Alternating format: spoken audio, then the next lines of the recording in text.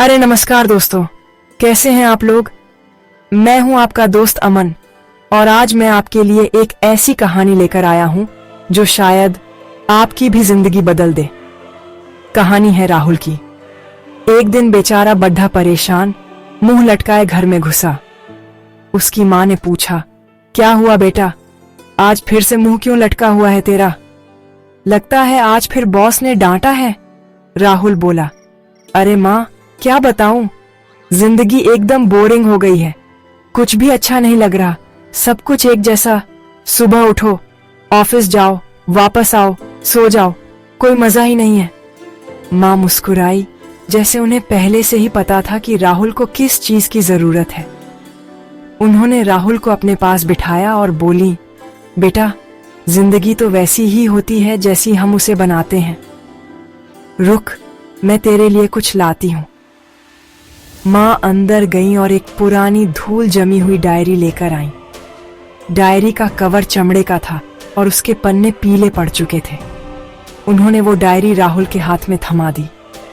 राहुल ने हैरानी से पूछा, मां, ये क्या है? इसमें तो दादी मां के हाथ की लिखाई लग रही है। मां ने कहा, हाँ बेटा, ये तेरी नानी की डायरी है जो उन्होंने मुझे दी थी। इसमें कोई खजाना नहीं है, पर खजाने से भी कीमती चीज है। इसमें जिंदगी को खुश और आसान बनाने के कुछ नुस्खे लिखे हैं। आज से तू हर रोज इसका एक पन्ना पढ़ेगा और जो लिखा है उसे अपनी जिंदगी में अपनाएगा।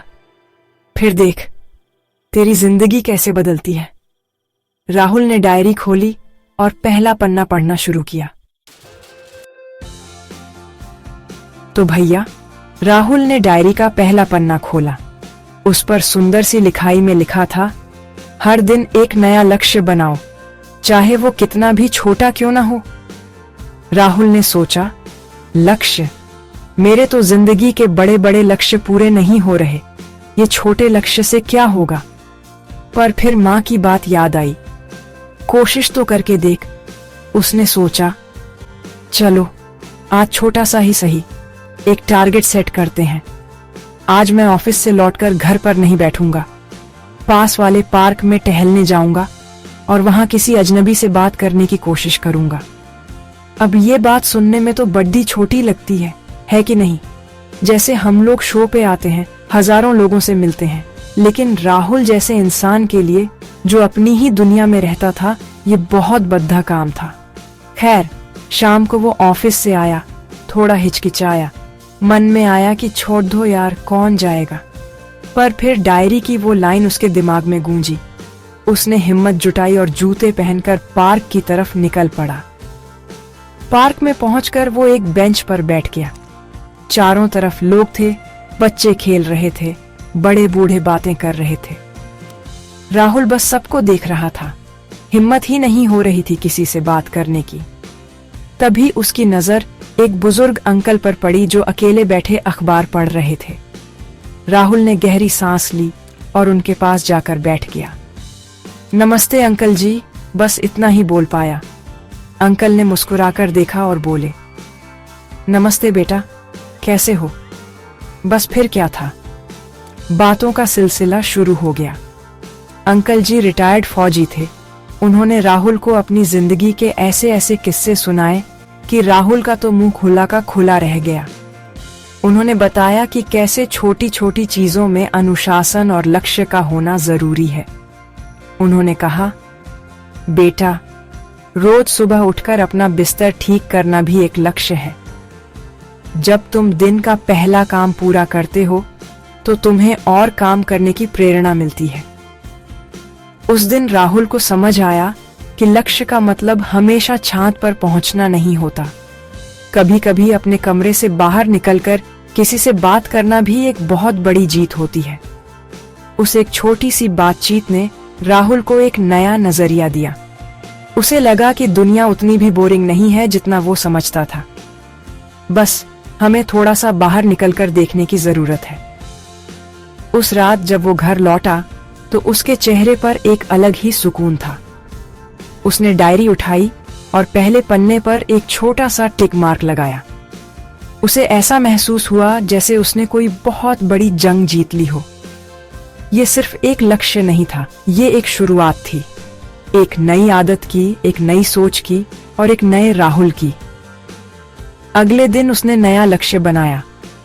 आज मैं ऑफिस के कैंटीन में अकेले नहीं, बल्कि किसी नए सहकर्मी के साथ लंच करूंगा। और जानते हैं क्या हुआ? उसे पता चला कि उसके बगल में बैठने वाला एल्लाडच का भी उसी के शहर से था। छोटी छोटी कोशिशें उसे लोगों से जोड़ रही थीं और उसकी जिंदगी के खालीपन को भर रही थीं। उसे समझ आ गया था कि जिंदगी का मजा बड़े बड़े इवेंट्स में नहीं, बल्कि रोज के इन छोटे छोटे पलों में छिपा है। अगले दिन राहुल ने डायरी का दूसरा पन्ना खोला। उस पर लिखा था, छोटी छोटी खुशियों को महसूस करो और उन्हें महत्व दो। राहुल ने सोचा, छोटी खुशियां? जैसे कि मेरी सैलरी तो बरच नहीं रही, प्रमोशन मिल नहीं रहा, इसमें क्या खुशी ढूंढूं? वो यही सब सोचते हुए ऑफिस के लिए निकला। रास्ते में उसे एक समोसे की दुकान दिखी। गर्मा गर्म समोसे बन रहे थे और खुशबू ऐसी कि किसी का भी मन ललचा जाए। अचानक उसे याद आया कि बचपन में जब भी वो उदास होता था तो पापा उसके लिए समोसे ले आते थे। वो एक छोटी सी खुशी होती थी, पर उस वक्त दुनिया की सबसे बड़ी खुशी लगती थी। उसने सोचा, चलो आज खुद को ही ट्रीट देते हैं। उसने 2 समोसे खरीदे, एक खुद खाने लगा और दूसरा हाथ में लिए आगे बढ़ गया। तभी उसकी नजर सड़क किनारे बैठे एक छोटे से बच्चे पर पड़ी। वो बच्चा बड़ी हसरत भरी नजरों से राहुल के हाथ में मौजूद समोसे को देख रहा था। उस बच्चे की आंखों में एक अजीब सी मासूमियत और भूख थी। राहुल को एक पल के लिए अपना बचपन याद आ गया। उसे लगा कि ये समोसा खाने का असली हकदार तो ये बच्चा है। वो बच्चे के पास गया, घुटनों पर बैठा और समोसा उसकी तरफ बढ़ा दिया। बच्चा पहले तो झिझका, फिर धीरे से समोसा ले लिया। जैसे ही उसने पहला निवाला खाया, उसके चेहरे पर जो मुस्कान आई वो करोड़ों रुपयों से भी ज्यादा कीमती थी। उस मुस्कान को देखकर राहुल को अंदर तक एक अजीब सा सुकून मिला। उसे लगा जैसे उसकी सारी टेंशन, सारी परेशानियां उस एक मुस्कान में धुल गई हों। उसे समझ आया कि खुशी सिर्फ पाने में नहीं, देने में भी है। और कभी कभी किसी और की खुशी हमारी अपनी खुशी से भी बड़ी हो जाती है।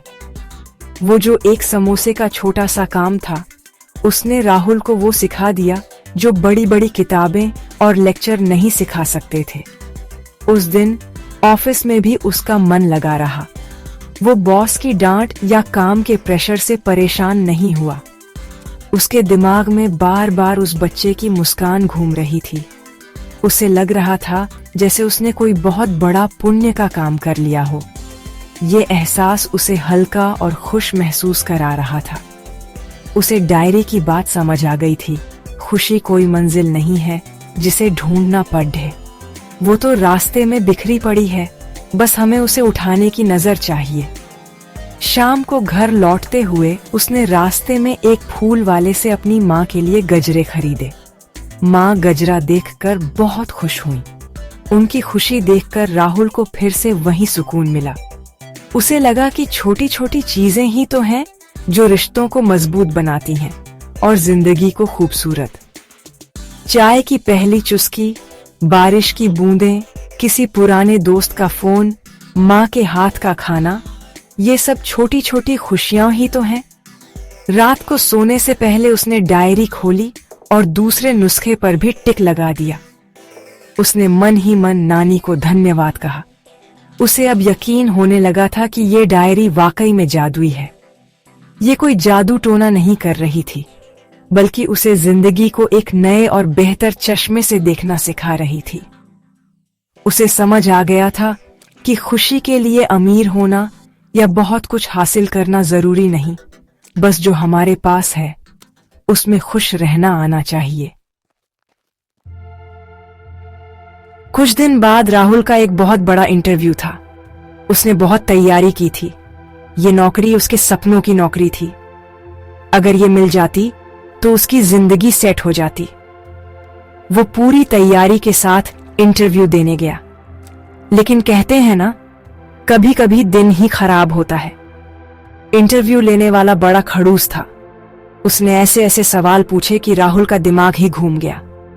वो घबरा गया और आते हुए जवाब भी भूल गया। इंटरव्यू बहुत खराब हुआ। राहुल जब बाहर निकला तो उसका दिल बैठ गया। उसे लगा जैसे सब कुछ खत्म हो गया। वो इतना निराश था कि किसी से बात करने का भी मन नहीं कर रहा था। घर आकर उसने खुद को कमरे में बंद कर लिया। वो बार बार वही सोच रहा था, काश मैंने ये जवाब दिया होता, काश मैं घबराया ना होता। वो काश और अगर के जाल में फंस गया था। उसे लग रहा था कि वो जिंदगी में कुछ नहीं कर सकता, वो एक लूजर है। 2 दिन तक वो इसी सोच में डूबा रहा। माँ ने बहुत समझाया, पर वो किसी की सुनने को तैयार नहीं था। फिर एक रात जब उसे नींद नहीं आ रही थी तो उसकी नजर उस पुरानी डायरी पर पड़ी। उसने बेमन से डायरी उठाई और अगला पन्ना खोला।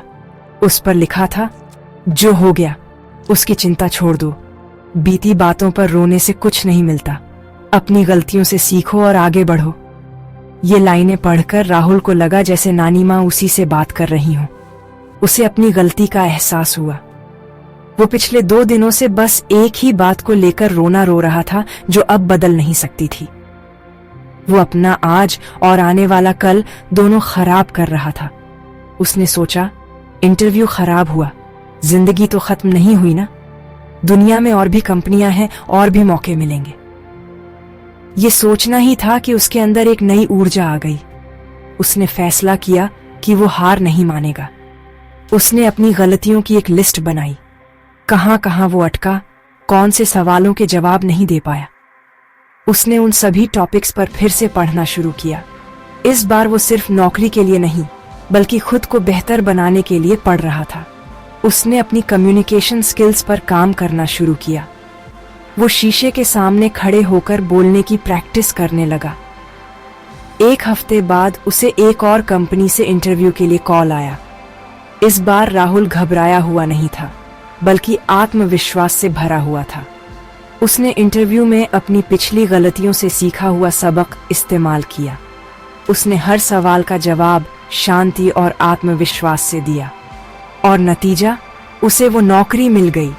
और पता है क्या, ये नौकरी पिछली वाली से भी बेहतर थी।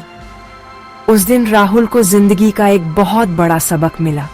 बीती बातें हमारे पैरों की जंजीर बन सकती हैं अगर हम उन्हें पकड़कर बैठे रहें, लेकिन अगर हम उन्हें एक सीढ़ी की तरह इस्तेमाल करें तो हम और भी ऊंचाइयों तक पहुंच सकते हैं। जिंदगी हमें गिराती जरूर है, पर सिर्फ इसलिए ताकि हम और मजबूती से उठना सीख सकें। उसने डायरी उठाई और तीसरे नुस्खे पर एक बड़ा सा आत्मविश्वास भरा टिक लगाया। जिंदगी अब धीरे धीरे पटरी पर आ रही थी। राहुल ने नई नौकरी ज्वाइन कर ली थी और अब वो पहले से ज्यादा खुश रहने लगा था।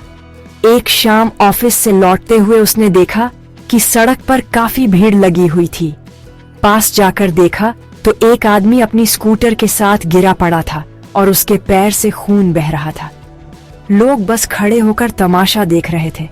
कोई मदद के लिए आगे नहीं आ रहा था, कोई वीडियो बना रहा था, तो कोई बस सलाह दे रहा था। राहुल को एक पल के लिए गुस्सा आया। उसने सोचा, ये कैसे लोग हैं? फिर उसने डायरी का चौथा नुस्खा याद किया जो उसने सुबह ही पढ़ा था, जब भी मौका मिले दूसरों की मदद करो, इससे जो सुकून मिलता है वो कहीं और नहीं मिल सकता। राहुल ने अपना बैग साइड में रखा और भीड़ को चीरता हुआ उस आदमी के पास पहुंचा। उसने 2-3 लोगों से मदद करने को कहा और सबने मिलकर स्कूटर को उठाया। उसने अपनी पानी की बोतल से उस आदमी का घाव साफ किया और अपने रूमाल से बांध दिया। उसने आदमी से पूछा, अंकल, ज्यादा तो नहीं लगी? मैं आपको डॉक्टर के पास ले चलता हूं। वो आदमी दर्द में था, पर राहुल की मदद देखकर उसकी आंखों में एक कृतज्ञता का भाव था। राहुल ने उन्हें अपनी बाइक पर बिठाया और पास के क्लिनिक ले गया। डॉक्टर ने बताया कि शुक्र है हड्डी नहीं टूटी, बस कुछ टांके आएंगे। जब तक पट्टी हो रही थी राहुल वहीं रुका रहा। उस आदमी ने अपना नाम बताया, मिस्टर वर्मा। उन्होंने राहुल को बहुत धन्यवाद दिया। उन्होंने कहा, बेटा, आज अगर तुम ना होते तो पता नहीं मेरा क्या होता। आजकल के जमाने में कौन किसी के लिए रुकता है। राहुल ने बस मुस्कुराकर कहा, अंकल जी, कोई बात नहीं, इंसान ही इंसान के काम आता है। मिस्टर वर्मा ने राहुल का नंबर लिया और कहा कि वो उसे फोन करेंगे। कुछ दिनों बाद मिस्टर वर्मा का फोन आया। वो अब बिल्कुल ठीक थे। उन्होंने राहुल को चाय पर अपने घर बुलाया। राहुल जब उनके घर गया तो पता चला कि मिस्टर वर्मा एक बहुत बड़े आर्टिस्ट हैं। उनका घर सुंदर सुंदर पेंटिंग्स से भरा हुआ था। बातों बातों में मिस्टर वर्मा को पता चला कि राहुल को भी पेंटिंग में रुचि है, पर उसने कभी सीखी नहीं। मिस्टर वर्मा ने उसे अपना शागिर्द बनाने की पेशकश की। उस एक दिन की मदद ने राहुल की जिंदगी में एक नया दरवाजा खोल दिया था। उसे न सिर्फ एक अच्छा दोस्त मिला, बल्कि एक गुरु भी मिल गया। वो हर वीकेंड मिस्टर वर्मा के पास पेंटिंग सीखने जाने लगा। उसे समझ आया कि मदद करना सिर्फ एक अच्छा काम नहीं है, ये एक निवेश है।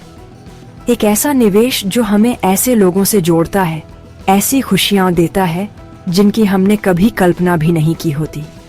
उसे एहसास हुआ कि जब हम बिना किसी उम्मीद के किसी की मदद करते हैं तो कायनात हमें किसी न किसी रूप में उसका इनाम जरूर देती है। वो इनाम हमेशा पैसों या चीजों के रूप में नहीं होता। कभी कभी वो एक अच्छे दोस्त, एक नए हुनर या मन की शांति के रूप में मिलता है। राहुल ने उस दिन डायरी के चौथे नुस्खे पर टिक लगाते हुए सोचा, नानी माँ, आप सच में कितनी सही थीं। राहुल अब काफी बदल चुका था। उसकी जिंदगी में अब दोस्त थे, एक नया शौक था और मन में एक सुकून था। लेकिन एक चीज अब भी थी जो उसे परेशान करती थी, समय की कमी। उसे हमेशा लगता था कि दिन बहुत छोटा है। ऑफिस, पेंटिंग, दोस्त, इन सब के बीच उसे अपने लिए वक्त ही नहीं मिलता था। वो अक्सर घर आकर घंटों मोबाइल पर सोशल मीडिया स्क्रॉल करता रहता था और फिर शिकायत करता था कि वक्त कहाँ चला गया, पता ही नहीं चला। एक दिन उसने डायरी का 5वां और आखिरी पन्ना खोला। उस पर लिखा था, समय को सही तरीके से बांटो। जो काम जरूरी हैं उन्हें पहले करो और जो काम तुम्हारा समय बर्बाद करते हैं उनसे दूर रहो। राहुल को तुरंत अपनी मोबाइल की आदत याद आ गई। उसने हिसाब लगाया तो पाया कि वो रोज के 3 से 4 घंटे सिर्फ बेकार की वीडियो देखने और रील्स स्क्रॉल करने में बर्बाद कर देता है। उसे झटका लगा, 4 घंटे मतलब हफ्ते के 28 घंटे और महीने के 120 घंटे। इतने समय में तो मैं क्या कुछ नहीं कर सकता था। उसे अपनी बेवकूफी पर हंसी भी आई और गुस्सा भी। उसने फैसला किया कि अब वो अपना समय ऐसे बर्बाद नहीं करेगा। ये मुश्किल था क्योंकि मोबाइल की लत आसानी से नहीं छूटती। जैसे हम लोगों को आदत हो जाती है ना, हर 2 मिनट में फोन चेक करने की, वैसे ही राहुल को भी थी। उसने एक तरकीब निकाली। उसने अपने फोन से वो सारी सोशल मीडिया ऐप्स हटा दी जो उसका सबसे ज्यादा समय खाती थी। उसने अपने लिए एक टाइम टेबल बनाया।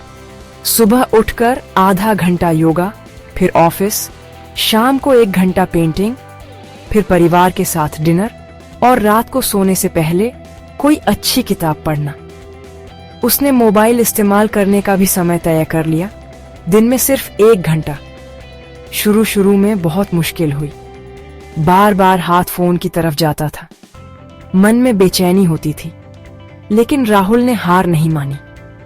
जब भी उसका मन भटकता, वो डायरी की वो लाइन याद कर लेता। धीरे धीरे उसे इसकी आदत पड़ गई। अब उसके पास बहुत समय बचने लगा था। वो उस समय का इस्तेमाल अपनी पेंटिंग को और बेहतर बनाने में करने लगा। उसने अपनी सेहत पर ध्यान देना शुरू किया। वो अपनी माँ के साथ ज्यादा वक्त बिताने लगा, उनकी बातें सुनने लगा।